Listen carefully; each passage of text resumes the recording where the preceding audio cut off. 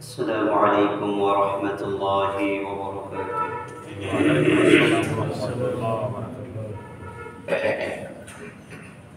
إن الحمد لله الأكرم الذي خلق الإنسان وكرمه وعلمه من البيان ما لم يعلم، فسبحان الذي لا يحصى امتنانه باللسان ولا بالقلم. نشهد أن لا إله إلا الله وحده لا شريك له، ونشهد أن سيدنا وحبيبنا وشفيعنا ومولانا محمدا عبده ورسوله، الذي أرسل رسوله بالحق بشيرا ونذيرا وداعيا إلى الله بإذنه وسراجا منيرا.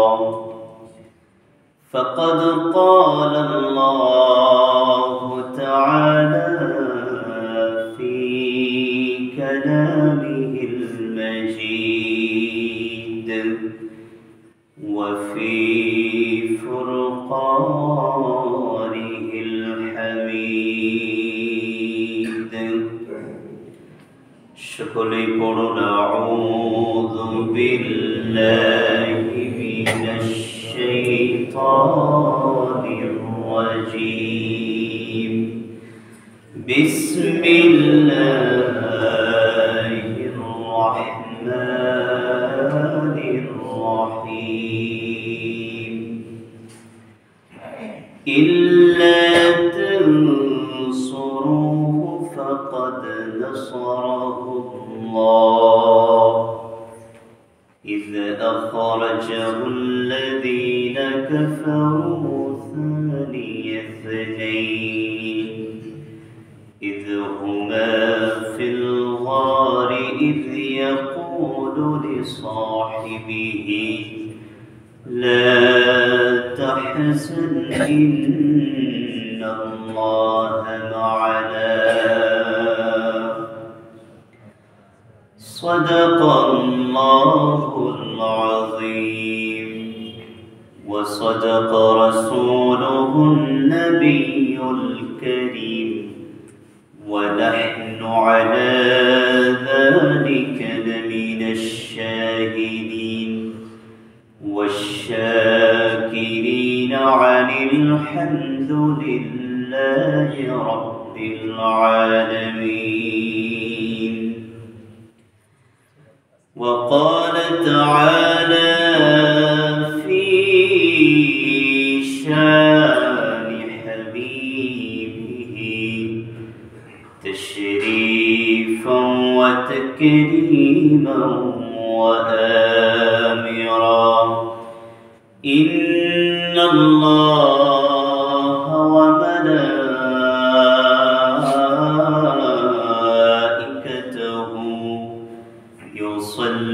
يصلون على النبي يا أيها الذين آمنوا صلوا عليه وسلموا تسليما. اللهم صل على سيدنا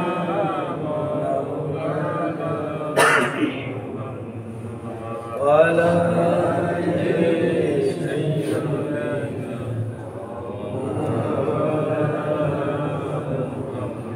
محبتي. اللهم صل على سيدنا مولانا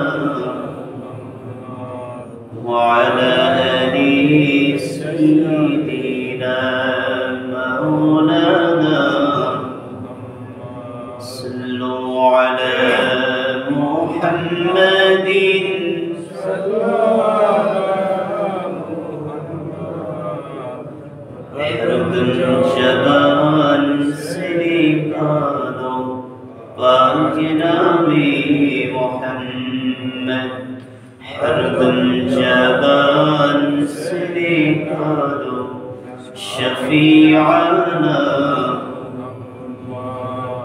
रहमत कुन नजर पर हाले जारम या रसूल अल्लाह गरीबन बेनवायन खातिसारम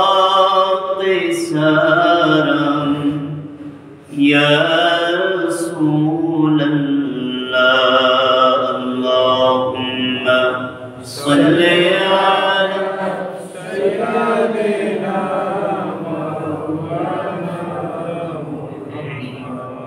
व अला आलि सय्यिदिना मौलाना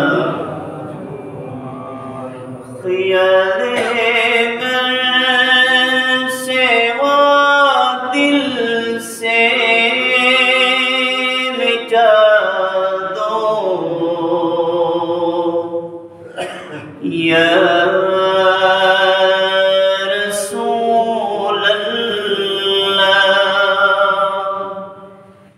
हिजाबे ज़ुल्मते बशरी उठा दो या रसूल अल्लाह अल्लाहुम्मा सल्ली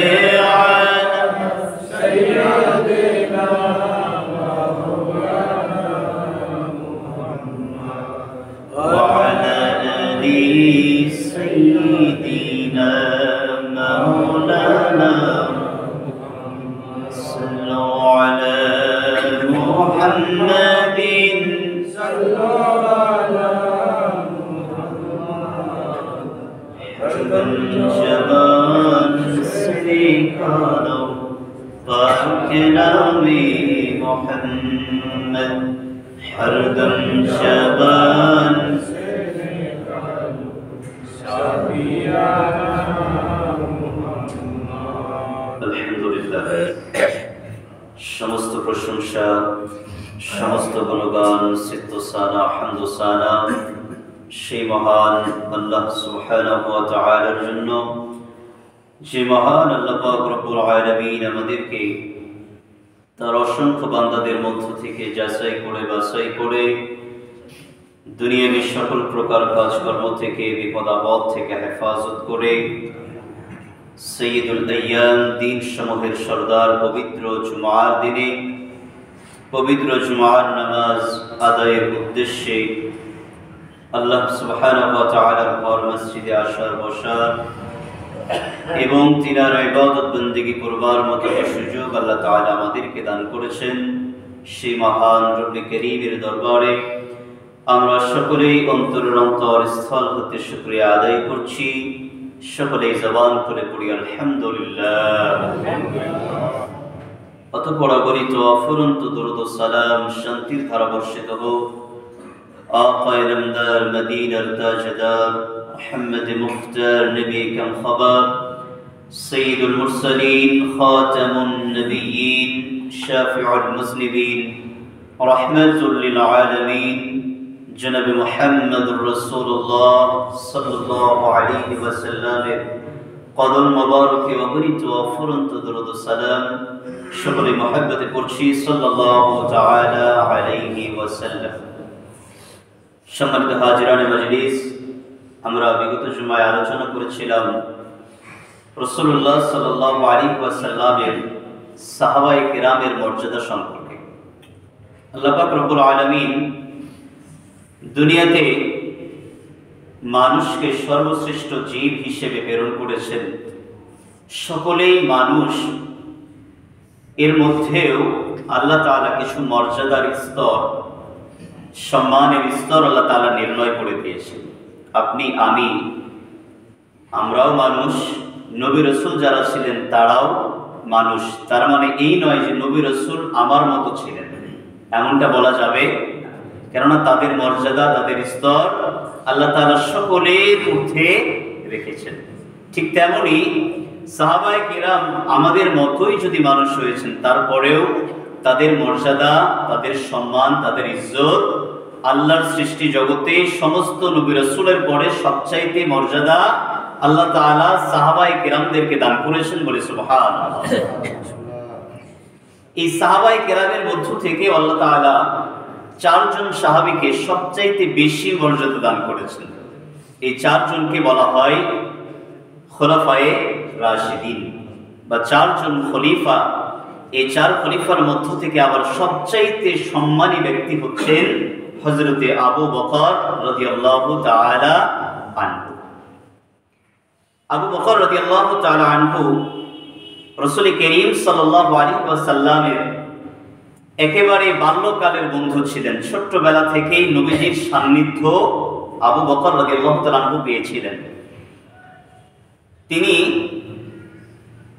রাসূল করিম সাল্লাল্লাহু আলাইহি ওয়াসাল্লামের ছোট্টবেলা থেকে সঙ্গী পাওয়ার কারণে, নবীজির সাথী হয়ে থাকার কারণে নবীজির সত্যবাদিতা, নবীজির আমানতদারিতা, নবীজির ওয়াদা রক্ষা করা, নবীজির সত্য বলা, সত্য পথে চলা, মানুষের সেবা করা, এক কথায় রাসূলুল্লাহ সাল্লাল্লাহু আলাইহি ওয়াসাল্লামের যাবতীয় গুণে তিনি মুগ্ধ হয়েছেন। যার ফলে যখন রাসূল করিম সাল্লাল্লাহু আলাইহি ওয়াসাল্লাম ইসলামের দাওয়াত দিয়েছেন, কিতাবের মধ্যে আসছে সরাসরি রাসূলুল্লাহ সাল্লাল্লাহু আলাইহি ওয়াসাল্লাম যখন আবু বকরকে দাওয়াত দিয়েছেন, সঙ্গে সঙ্গে তিনি কালিমা পড়ে মুসলমান হয়ে গেছেন বলে সুবহানাল্লাহ। অপর এক বর্ণনায় আসছে রাসূল আকরাম নূরে মুজাসসাম সাল্লাল্লাহু তাআলা আলাইহি ওয়াসাল্লাম নবুয়ত প্রকাশ করার পূর্বে আবু বকর রাদিয়াল্লাহু তাআলা আনহু নিজেই বলেন, হযরত আব্দুল্লাহ ইবনে মাসউদ আনসারী রাদিয়াল্লাহু তাআলা আনহু বর্ণনা করছেন এই ঘটনা। আবু বকর রাদিয়াল্লাহু তাআলা আনহু বলেন, আমি ঘুমিয়েছিলাম, ঘুমের ঘোরে স্বপ্ন দেখলাম একটা মহান নূর আসমান থেকে কাবা মুকাররমার ছাদের উপরে অবতীর্ণ হলো। এই নূর, এই আলোটা চতুর্দিকে ছড়িয়ে গেল, মক্কার প্রতিটি ঘরে ঘরে প্রবেশ করলো। আমি আবার দেখলাম এই নূরগুলো, এই আলোগুলো, সমস্ত ছিন্ন ভিন্ন নূরগুলো একত্রিত হয়ে আবার একটা জায়গায় একত্রিত হলো। আর এই পরিপূর্ণ নূরটি আমি আবু বকরের ঘরের মধ্যে চলে আসলো। আমি ভয় পেয়ে গেলাম। সকালবেলা ইহুদি জ্ঞানী আলিমের কাছে আমি গেলাম, পাদ্রীর নিকটে। এই আলিম আমাকে বললেন এই স্বপ্নের কোনো ব্যাখ্যা আমার কাছে জানা নাই। তিনি বলেন, এরপরে আমি হাওড়ার গির্জার নিকটে ব্যবসার কারণে গেলাম। সেখানে গিয়ে বাহিরা নামক একজন পাদ্রী, যিনি বড় বিশিষ্ট জ্ঞানী ব্যক্তি ছিলেন, তার কাছে যখন আমি এই স্বপ্নের ব্যাখ্যা চাইলাম, তিনি আমাকে স্বপ্নের ব্যাখ্যা এইভাবে দিয়েছেন যে অতি শীঘ্রই তোমাদের এই মক্কা মুকাররমায় কুরাইশ বংশে এমন একজন নবী, এমন একজন পয়গম্বর প্রকাশ হবেন, যিনি সমস্ত নবীদের নবী হবেন, সমস্ত রাসূলদের রাসূল হবেন। ওই নবী মুহাম্মদুর রাসূলুল্লাহ সাল্লাল্লাহু আলাইহি ওয়াসাল্লামের তুমি সর্বপ্রথম সাহাবী হবে। তোমার পূর্বে কেউ দ্বীন ইসলাম গ্রহণ করতে পারবে না। হযরত আবু বকর তিনি বলেন, আমি ব্যবসা থেকে মক্কায় যখন ফিরে আসলাম, আমি চতুর্দিকে বলা বলি শুনতে পাইলাম আমার নবী রাহমাতুল লিল আলামিনের নবুয়ত প্রকাশ করা হয়েছে। মক্কার কাফেররা নবীকে ষড়যন্ত্র করছে, কটূক্তি করছে, সমালোচনা করছে। আব্দুল্লাহর সন্তান মুহাম্মদ এই নবুয়ত দাবি করেছে, নিজেকে নবী বলে দাবি করেছে। রাসূল করিম সাল্লাল্লাহু আলাইহি ওয়াসাল্লামের নিকটে আবু বকর চলে গেলেন, ঘরের দরজায় করাঘাত করলেন। নবী রাহমাতুল লিল আলামিন ঘরের দরজাটা খুলে দিলেন। আমার নবীকে আবু বকর বলছেন, ইয়া রাসূলুল্লাহ, ইয়া হাবিবাল্লাহ, হে আমার বন্ধু, আপনি নাকি নবী হিসেবে নিজেকে দাবি করেছেন। সুতরাং যদি ইতিপূর্বে যারাই নবী হিসেবে নিজেকে দাবি করেছে সকলেই নবুয়তের প্রমাণ স্বরূপ কিছু না কিছু মুজিজা প্রকাশ করেছে, সুতরাং আপনি যে নবী এই নবুয়তের প্রমাণটা কি? নবী মুহাম্মদুর রাসূলুল্লাহ সাল্লাল্লাহু আলাইহি ওয়াসাল্লাম বললেন, আবু বকর আমার নবুয়তের প্রমাণ হলো তোমার দেখা সেই স্বপ্ন। সুবহানাল্লাহ। আবু বকর বললেন, আমি কোন স্বপ্ন দেখেছি? নবী বললেন, যে স্বপ্নের ব্যাখ্যা তুমি মক্কায় পাদ্রীর কাছে চেয়েছো, তিনি দিতে পারে নাই, আর যখন বাহিরে পাদ্রীর নিকটে তুমি স্বপ্নের ব্যাখ্যা চেয়েছো, তিনি এই বিস্তারিত ভাবে তুমি এই স্বপ্নের ব্যাখ্যা তোমাকে দিয়ে দিয়েছেন। আবু বকর রাদিয়াল্লাহু তাআলা আনহু বলেন, আপনি এই খবরের সংবাদ কিভাবে জানলেন? নবী বললেন, আবু বকর, আমার পূর্বে যে ফেরেশতা সমস্ত নবী রাসূলদের নিকটে আসতেন আল্লাহর পয়গাম নিয়ে, ওই ফেরেশতা আমার বন্ধু জিবরাইল, তুমি আসার আগে এই সমস্ত বিষয়গুলো আমি নবীকে জানিয়ে দিয়েছি। আবু বকর রাদিয়াল্লাহু তাআলা আনহু আর বুঝতে বাকি রইল না যে আল্লাহর ফেরেশতা, আল্লাহর দূত জিবরাইল আলাইহিস সালাম যাদের নিকটে আসে তারা আল্লাহর নবী রাসূল ছাড়া কেউ হতে পারে না। এজন্য আবু বকর রাদিয়াল্লাহু তাআলা আনহু তিনি ইসলাম ধর্ম গ্রহণ করেছেন। কয়েকটা বর্ণনা পাওয়া যায়, তার মধ্যে এটা অন্যতম একটি বর্ণনা। হযরত আবু বকর রাদিয়াল্লাহু তাআলা আনহু এমন একজন ব্যক্তি ছিলেন যিনি জাহেলি যুগেও ইসলাম গ্রহণ করার পূর্বেও তিনি কোনোদিন মূর্তি পূজা করেন নাই।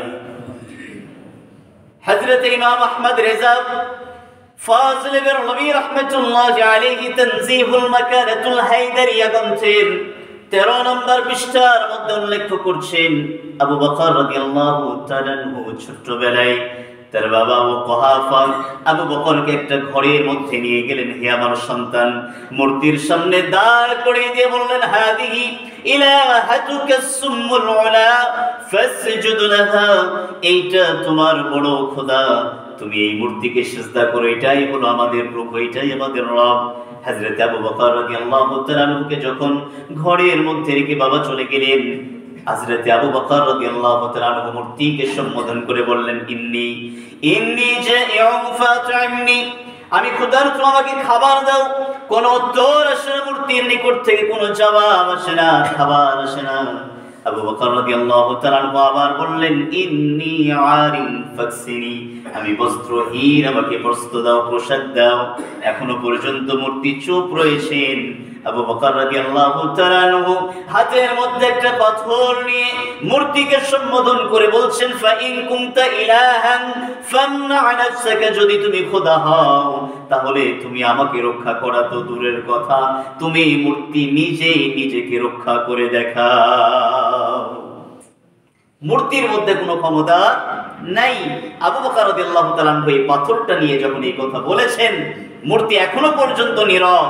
যখন এই পাথর দ্বারা সিদ্দিকী শক্তি দিয়ে যখন এই পাথরটা নিক্ষেপ করেছে, মূর্তিটা ভেঙে চুরমার হয়ে গেছে। তিনি বলেছেন যে এই খোদা নিজেই নিজেকে রক্ষা করতে পারে না, যে মূর্তি নিজেই নিজেকে হেফাজত করতে পারে না, সে কখনোই আমাদের রব, আমাদের প্রতিপালক হতে পারে না।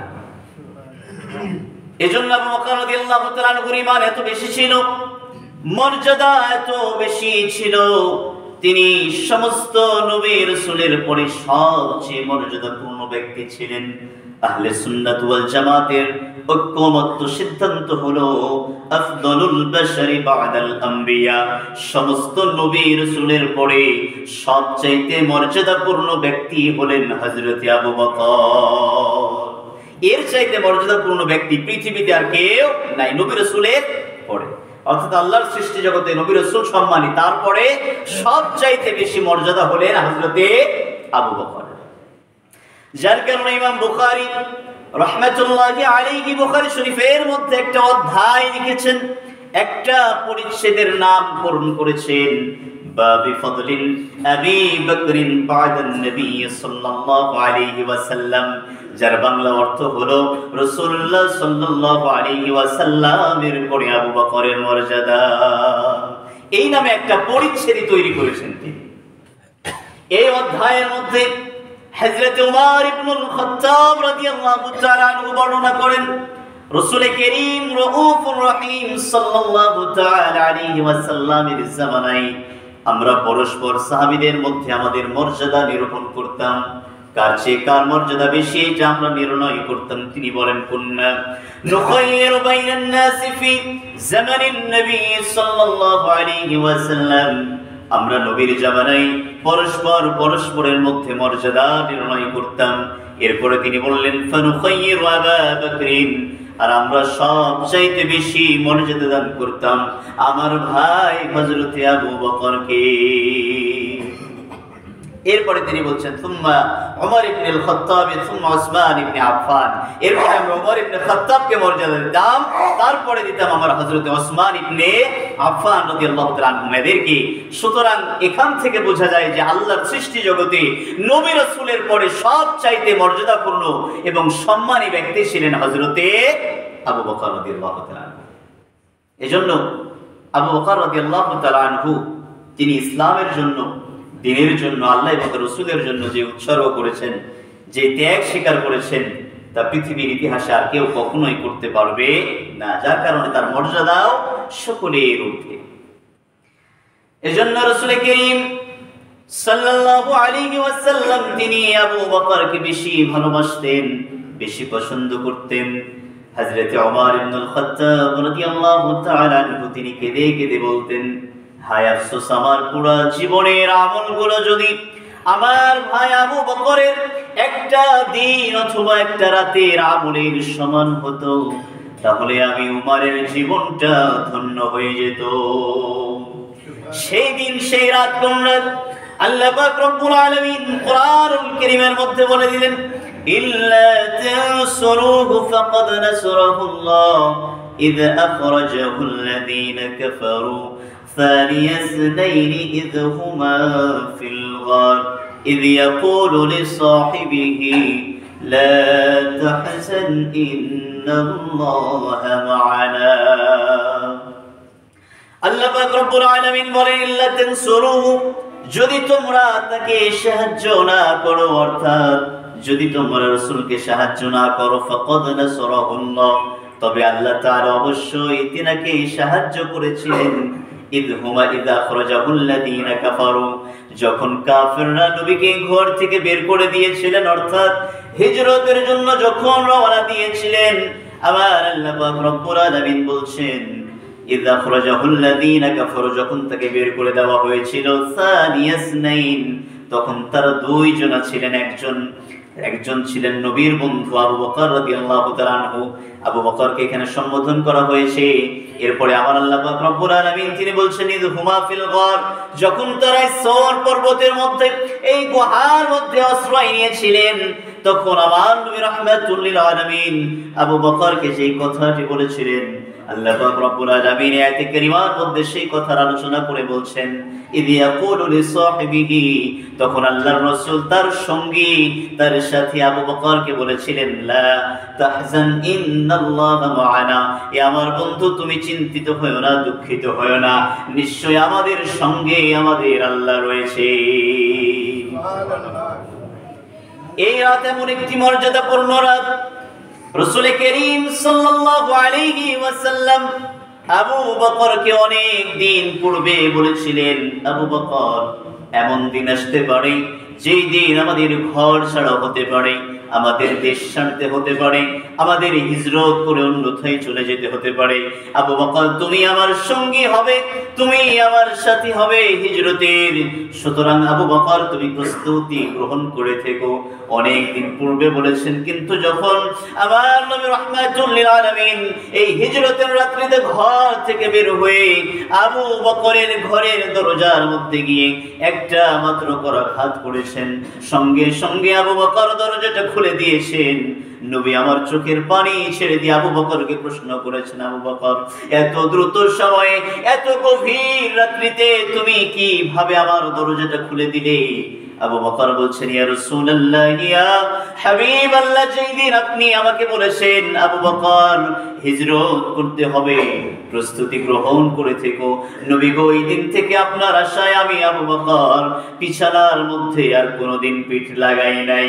এই জন্য পিঠ লাগাই নাই, যদি আমি ঘুমিয়ে যাই আর আপনি রাসূল যদি আমার দরজায় এসে ডাকার পরেও, আহ্বান করার পরেও যদি আমি আবু বকর সাড়া না দেই, আর যদি আপনি রাসূল কষ্ট পান তাহলে আমি আবু বকরের দুনিয়া আখিরাত বরবাদ হয়ে যাবে।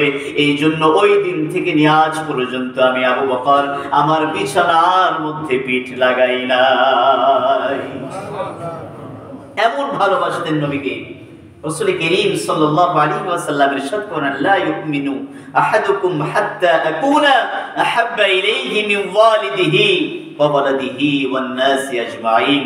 রাসূল বলছেন, কোন ঈমানদার ব্যক্তি বা কোন মুমিন ব্যক্তি ততক্ষণ পর্যন্ত পূর্ণ মুমিন হতে পারবে না যতক্ষণ পর্যন্ত না ওই ব্যক্তি আমি নবীকে তার সন্তান সন্ততি, তার মা বাবা, আত্মীয় স্বজন, এমনকি তার নিজের জীবনের চাইতেও বেশি ভালো আমি রাসূলকে বাসতে না পারবে ততক্ষণ পর্যন্ত ওই ব্যক্তি পূর্ণ মুমিন হতে পারবে না। এই জন্য আবু বকর রাদিয়াল্লাহু তাআলা আনহু তার সব কিছুর ঊর্ধ্বে আল্লাহ এবং তার রাসূলকে, দ্বীন ইসলামকে মর্যাদা দিয়েছেন। এজন্য আমার ওই রাত্রির কথা বলছেন, যদি আমার ভাই আবু বকরের একটা রাতের আমলের সমান আমি ওমরের সারা জিন্দেগীর আমলটা হতো, তাও আমার জীবনটা ধন্য হয়ে যেত। হিজরতের রজনীতে হযরত আবু বকর রাদিয়াল্লাহু তাআলা আনহু আমার নবীকে নিয়ে পথ চলছেন, কখনো কখনো আমার নবীর সামনে যাই, আবার দৌড়ে কখনো আমার নবীর পিছনে আসেন। রাসূল করিম সাল্লাল্লাহু আলাইহি ওয়াসাল্লাম আবু বকরকে প্রশ্ন করেছেন, আবু বকর তুমি কেন এমন করো, কেন ছোটাছুটি করছো, কখনো সামনে যাও আবার কখনো পিছনে আসো, এর কারণটা কি? আবু বকর রাদিয়াল্লাহু তাআলা আনহু বললেন, ইয়া রাসূলুল্লাহ, যখন আমি সামনে যাই মনে হয় যেন সামনের দিক থেকে কাফের মুশরিকেরা আক্রমণ করবে, তীর নিক্ষেপ করবে নবী গো, আর আমি জীবিত থাকা অবস্থায়, আমার দেহে প্রাণ থাকা অবস্থায় আপনি রাসূলের গায়ে আঘাত লাগবে, এইটা আমি আবু বকর সহ্য করতে পারবো না। এই জন্য আমি কখনো কখনো দৌড়ে সামনে যাই, মনে হয় জানি সামনের দিক থেকে কাফের মুশরিকেরা আক্রমণ করবে, আবার মনে হয় কখন জানি পিছন থেকে কাফের মুশরিকেরা আক্রমণ করবে নবী গো, এই জন্য আমি দৌড়ে আবার পিছনের দিকে আসি। যদি কোনো আক্রমণ, কোনো আঘাত পেছন থেকে আসে তাহলে যেন আপনি রাসূলের আগে আমি আবু বকরের গায়ে লেগে যাই। এমন ভালোবাসতেন। যখন এই গুহার নিকটে পৌঁছে গেলেন আবু বকর রাদিয়াল্লাহু তাআলা আনহু রাসূল করিম সাল্লাল্লাহু আলাইহি ওয়াসাল্লামকে বলছেন, ইয়া রাসূলুল্লাহ, এই গুহার মধ্যে অনেক ময়লা আবর্জনা, অনেক গর্ত, অনেক সাপ বিচ্ছু বা বিষাক্ত জিনিস থাকতে পারে, আপনি আমাকে অনুমতি দেন আমি এটা পরিষ্কার পরিচ্ছন্ন করে এরপরে আমি আপনাকে আহ্বান করব। তিনি পরিষ্কার পরিচ্ছন্ন করলেন, নিজের চাদর মোবারকটা ছিঁড়ে ছিঁড়ে অনেকগুলো গর্ত ছিল, এই গর্তগুলো তিনি কি করলেন, পূরণ করে দিলেন। আমার নবীকে আহ্বান করলেন, নবী আমার এই গুহার মধ্যে প্রবেশ করে আবু বকরের উরুর উপরে মাথা দিয়ে আমার নবী একটু বিশ্রাম নিচ্ছেন, আর একটা গর্ত যখন ফাঁকা ছিল ওই গর্তটা পূর্ণ করার মতো কোনো কাপড় যখন পাই নাই, আবু বকর ওই গর্তের মধ্যে পা দিয়ে, পায়ের গোড়ালি দিয়ে আমার নবীকে বিশ্রাম নেওয়াচ্ছেন।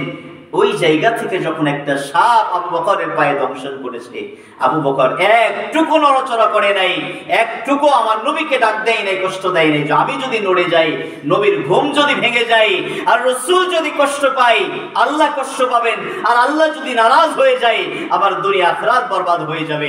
আমার জীবন যদি চলে যায় যাক, এরপরেও আমার নবী যেন কষ্ট না পায় বলে সুবহানাল্লাহ। তিনি বিষ ব্যথায় যখন কাতর হয়ে গেছে, চোখের পানি বের হয়ে গাল বেয়ে দাড়ি বয়ে যখন আমার নবীজির চেহারা মোবারকের উপরে এই পানির একটা ফোঁটা পড়েছে, আমার নবী সঙ্গে সঙ্গে চোখটা খুলে দিয়ে বলছে, আবু বকর তুমি কেন কান্না করো? তোমার কি মা বাবার কথা মনে হয়েছে? তোমার কি স্ত্রী সন্তানের কথা মনে হয়েছে? তোমার কি দেশের মায়ায় কান্না করতেছো তুমি? কারণটা কি? আবু বকর বলেন, ইয়া রাসূলুল্লাহ, আমার জান এবং মাল আপনার কদমে উৎসর্গ হোক। নবী গো, আমি দেশের মায়ায় কাঁদি না, স্ত্রী সন্তানের মায়ায় কাঁদি না, মা বাবার মায়ায় কান্না করছি না।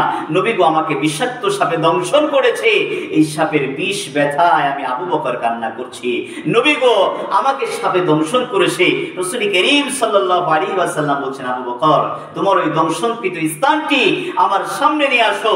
নবীর সামনে যখন পাউটা রাখা হলো, আমার নবী নিজের মুখ থেকে একটুখানি থুতু মোবারক বের করে এই ক্ষত স্থানে, এই দংশনকৃত স্থানে যখন লাগিয়ে দিয়েছেন, সঙ্গে সঙ্গে আবু বকরের এই বিষ পানিতে পরিণত হয়ে গিয়েছে বলে সুবহানাল্লাহ। নবীকে আমরা বলি, নবী আমার মতো সাধারণ আপনার আমার থুতু ফেললে সেখানে কেউ তাকাই না, গন্ধে তাকে না মানুষ, কিন্তু রাসূল করিম সাল্লাল্লাহু আলাইহি ওয়াসাল্লামের থুতু মোবারকের মধ্যেও শেফা ছিল। যে থুতু মোবারকের মর্যাদা তো দূরের কথা, নবীর পায়ের জুতার ধুলার সমতুল্য পৃথিবীর কোনো মানুষ কখনোই হতে পারবে না। সুবহানাল্লাহ। এজন্য রাসূল করিম সাল্লাল্লাহু আলাইহি ওয়াসাল্লাম আবু বকরকে অনেক বেশি ভালোবাসতেন। আর এই রাত্রির উসিলাতেই ওমর রাদিয়াল্লাহু তাআলা আনহু বলেছিলেন, হায় আফসোস, যদি আমার পুরো জীবনের আমলটা আমার ভাই আবু বকরের একটা রাতের আমলের সমান হতো, আমি উমরের জিন্দেগিটা ধন্য হয়ে যেত বলে সুবহানাল্লাহ। এজন্য মা আয়েশা সিদ্দিকা রাদিয়াল্লাহু তাআলা আনহা আমার নবীকে নিয়ে চাঁদনী রাতে ওর উপরে মাথা রেখে ঘুম পাড়াচ্ছেন, বিশ্রাম নিচ্ছেন। চাঁদনী রাত, আকাশের মধ্যে তারকারাজিগুলো ঝিলমিল করছে। উম্মাহাতুল মুমিনিন মা আয়েশা সিদ্দিকা রাদিয়াল্লাহু তাআলা আনহা আমার নবীর কাছে প্রশ্ন করলেন, ইয়া রাসূলুল্লাহ, ইয়া হাবিবাল্লাহ, নবী গো, আমি আপনার কাছে জানতে চাই, এই আসমানের মধ্যে যতগুলো তারকারাজি আছে, নক্ষত্রগুলো আছে, এই তারার সমপরিমাণ আপনার কোন সাহাবীর আমলনামায় নেকি আছে নাকি? ইয়া রাসূলুল্লাহ, আমাকে বলুন। রাসূল করিম সাল্লাল্লাহু আলাইহি ওয়াসাল্লাম বললেন, হ্যাঁ আছে। মা আয়েশা বললেন, তিনি কে? রাসূল করিম সাল্লাল্লাহু আলাইহি ওয়াসাল্লাম তিনি বললেন, তিনি হলেন আমার সাহাবী হযরত ওমর। মা আয়েশা রাদিয়াল্লাহু তাআলা আনহা তিনি মনঃক্ষুণ্ণ হলেন। তিনি আশা করেছিলেন তার বাবা আবু বকরের কথা নবী বলবেন। যখন আমার নবী ওমরের কথা বলেছেন যে ওমরের নেকিগুলো তারকারাজির সমান, মা আয়েশা বলছেন, ইয়া রাসূলুল্লাহ, যদি ওমরের আমলনামাগুলো নেকিগুলো যদি আসমানের তারকারাজির সমান হয়, তাহলে আমার আব্বাজান আবু বকরের নেকিগুলো কোথায়? রাসূল করিম সাল্লাল্লাহু আলাইহি ওয়াসাল্লাম তিনি বলছেন, আয়েশা শোনো, আমার ওমরের যতগুলো নেকি আছে এই সমপরিমাণ আসমানের তারকারাজি বা আসমানের তারকারাজির সমপরিমাণ আমার সাহাবী উমরের নেকি আছে। আর ভালো করে শুনে নাও, তোমার আব্বা আবু বকরের মর্যাদা এত বেশি, তার জিন্দেগীর আমল থেকে যদি একটা আমল এক পাল্লায় রাখা হয়, আর উমরের পুরা জিন্দেগীর আমল যদি আরেক পাল্লায় রাখা হয়, তাহলে উমরের গোটা জিন্দেগীর আমলের চাইতে আবু বকরের একটা নেকির পাল্লাটা বেশি ভারী হয়ে যাবে বলে সুবহানাল্লাহ। এত সম্মান, এত মর্যাদা আবু বকরের ছিলেন। কেন? তিনি দ্বীনের জন্য, ইসলামের জন্য, আল্লাহ এবং রাসূলের জন্য সবকিছু উৎসর্গ করে দিয়েছেন। বদরের প্রান্তরে হযরত আব্দুর রহমান আবু বকরের সন্তান, তিনি যখন ইসলাম ধর্ম গ্রহণ করেন নাই, বদরের প্রান্তরে কাফের মুশরিকদের পক্ষ থেকে তিনি জিহাদ করছেন, যুদ্ধ করছেন। আর আবু বকর তিনি ইসলামের পক্ষ থেকে, এরপর যখন তিনি ইসলাম ধর্ম গ্রহণ করেছেন, আবু বকর রাদিয়াল্লাহু তাআলা আনহুকে বলছেন, হে আমার আব্বাজান, আমি বদরের প্রান্তরে আপনাকে অনেকবার আমার তরবারির অতি নিকটে পেয়েছিলাম। যদি আমি চাইতাম আব্বা, আপনাকে আমি দুনিয়া থেকে বিদায় করে দিতে পারতাম, কিন্তু আপনাকে বাবা বলে আমি আঘাত করি নাই, আপনাকে আমি হত্যা করি নাই। আবু বকর রাদিয়াল্লাহু তাআলা আনহু প্রত্যুত্তরে বলেছিলেন, হে আমার সন্তান, তুমি আমার প্রাণপ্রিয় কলিজার টুকরো সন্তান, তুমি স্পষ্ট ভাষায় শুনে নাও, তুমি যদি একবার ওই বদরের প্রান্তরে আমি আবু বকরের তরবারির কাছে আসতে, তাহলে আমি বিবেচনা করতাম না যে তুমি আমার সন্তান নাকি বাবা, নাকি আমার ভাই, নাকি আমার বন্ধু। আমি শুধু এটাই দেখতাম কে আমার রাসূলের দ্বীন ইসলামের পক্ষে আর কে বিপক্ষে। তুমি যদি একবার আমার তরবারির নিকটে আসতে, আমি তোমাকে সন্তান বলে ছাড় দিতাম না, তোমাকে একটা আঘাত করে আমি দুনিয়া থেকে বিদায় করে দিতাম বলে সুবহানাল্লাহ। তিনার ঈমান, তিনার আমল, তিনার মর্যাদা এত বেশি ছিলেন। রাসূল করিম সাল্লাল্লাহু আলাইহি ওয়াসাল্লাম সাহাবায়ে কেরামদেরকে বললেন, আমার সাহাবারা, তোমরা আজকে কে রোজা আছো, নফল রোজা রেখেছো? সমস্ত সাহাবীর মধ্য থেকে আবু বকর রাদিয়াল্লাহু তাআলা আনহু হাত উঠালেন, ইয়া রাসূলুল্লাহ, আমি রোজা রেখেছি। আবার নবী প্রশ্ন করলেন, তোমাদের মধ্যে আজকে কি কেউ কোন মৃত ব্যক্তির জানাজার নামাজে অংশগ্রহণ করেছো? আবু বকর বললেন, ইয়া রাসূলুল্লাহ, আমি অংশগ্রহণ করেছি। নবী আবার প্রশ্ন করলেন, আজকে কি কেউ কোনো মিসকিনকে খাইয়েছো? আবু বকর বলছেন, ইয়া রাসূলুল্লাহ, আমি খাইয়েছি। আবার বললেন নবী, হে আমার সাহাবারা, তোমাদের মধ্যে কি কেউ আজকে কোনো রোগীর সেবা করেছো? আবু বকর বলছেন, ইয়া রাসূলুল্লাহ, আমি করেছি। রাসূল করিম সাল্লাল্লাহু আলাইহি ওয়াসাল্লাম বললেন, যদি কোনো বান্দার মধ্যে এই ভালো গুণগুলো একত্রিত হয়ে যায়, তাহলে ওই বান্দা আল্লাহর জান্নাতে প্রবেশ করবে বলে সুবহানাল্লাহ। যে 10 জন সাহাবীকে রাসূল করিম সাল্লাল্লাহু আলাইহি ওয়াসাল্লাম দুনিয়ার বুক থেকে, দুনিয়ার জমিন থেকে জান্নাতের সুসংবাদ দিয়েছেন, তার মধ্যে এক নম্বরে ছিলেন হযরতে আবু বকর রাদিয়াল্লাহু তাআলা আনহু। এরপরেও তিনি কবরের ভয়ে, আল্লাহর ভয়ে, জাহান্নামের ভয়ে চোখের পানি ফেলতেন। হায় আফসোস যে আমার জিন্দেগির যে আমলগুলো করেছি, এই আমলগুলো যদি বৃথা চলে যায়। যেইভাবে আবু বকর রাদিয়াল্লাহু তাআলা আনহু, তিনি একজন ব্যবসায়ী ছিলেন, তিনি একটি ঘটনা বর্ণনা করছেন যে আমার দোকান থেকে একজন ব্যক্তি একটা পোশাক ক্রয় করে নিয়ে গেছে, একটা মাল নিয়ে গেছে, কিছুদিন পরে আবার ফেরত নিয়ে আসছে, ভাই আপনার এই মালটা আমি নিতে চাই না, আমাকে টাকাটা ফেরত দেন, আপনার মালটা নিয়ে নিন। আবু বকর রাদিয়াল্লাহু তাআলা আনহু এটা ফেরত দিলেন। দেওয়ার পরে তিনি চক্ষু থেকে অশ্রু প্রবাহিত করে অঝোর নয়নে কাঁদছেন। তাকে প্রশ্ন যখন করা হয়েছে, আবু বকর তুমি কেন কান্না করছো? তিনি বলছেন, আমার দোকানের কাস্টমার, সে আমার কাছে অর্থের বিনিময়ে পোশাক ক্রয় করেছে, আমার মাল ক্রয় করে নিয়ে গেছে, তার পছন্দ হয় নাই, সে তার পোশাকটা আবার আমাকে ফেরত দিয়ে গেছে। আমি আবু বকর যে আমার পুরো জিন্দেগি আল্লাহর জন্য ইবাদত করছি, ওই আল্লাহ যদি হাসরের ময়দানে আমাকে বলে, আবু বকর তোমার এই নামাজ রোজাগুলো আমার পছন্দ হয় নাই, এইগুলো তুমি ফেরত নিয়ে নাও, তাহলে ওই দিন আমি আবু বকর কোথায় যাব, কার কাছে যাব, যদি আল্লাহ আমাকে ফিরিয়ে দেয়। তাদের ঈমান, তাদের আকীদা, তাদের আল্লাহর প্রতি ভরসা কেমন ছিল! তারা এত মর্যাদা সম্পন্ন হওয়ার পরেও আল্লাহর ভয়ে, দ্বীনের ভয়ে তারা কাঁদতেন।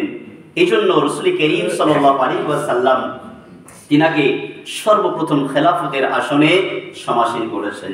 তার জীবনী বলে শেষ করার মতো নয়, তিনি অত্যন্ত উৎসর্গ করেছেন, ত্যাগ স্বীকার করেছেন শুধুমাত্র দ্বীন ইসলামের জন্য।